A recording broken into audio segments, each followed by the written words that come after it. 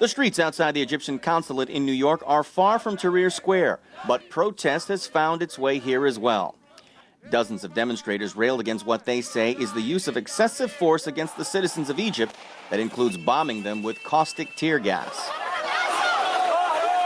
Since the Arab Spring began earlier this year, the Egyptian military has clashed with protesters countless times.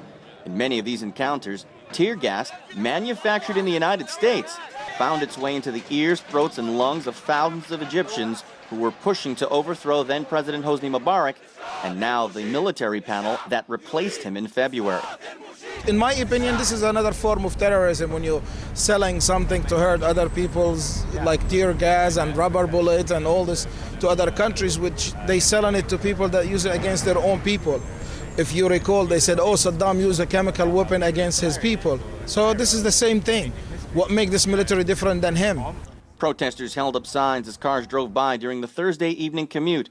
People here say they want U.S. citizens to know that their tax dollars are being spent to send tons of the choking substance to the Egyptian government. All this while President Obama publicly declares that the citizens of Egypt should have the right to seek change in their own society. You could say my strategic goal is actually cutting the foreign aid that Egypt receives from the U.S. We are the second largest recipient of foreign aid from the U.S. after Israel.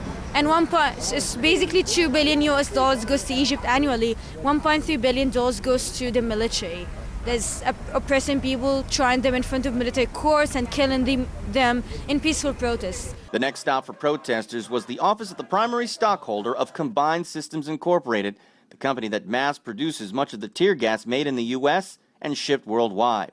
As demonstrators tried to block the entrance of the company, private security guards grabbed and shoved them to the ground. Last year, the Egyptian government received more than 7 tons of tear gas from CSI.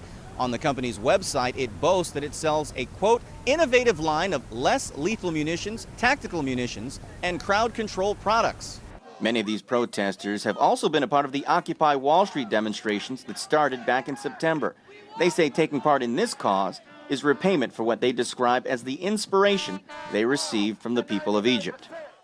But moving into its 11th week, Occupy protesters in a number of cities have seen similar force used against them to clear out their camps and dwindle their numbers.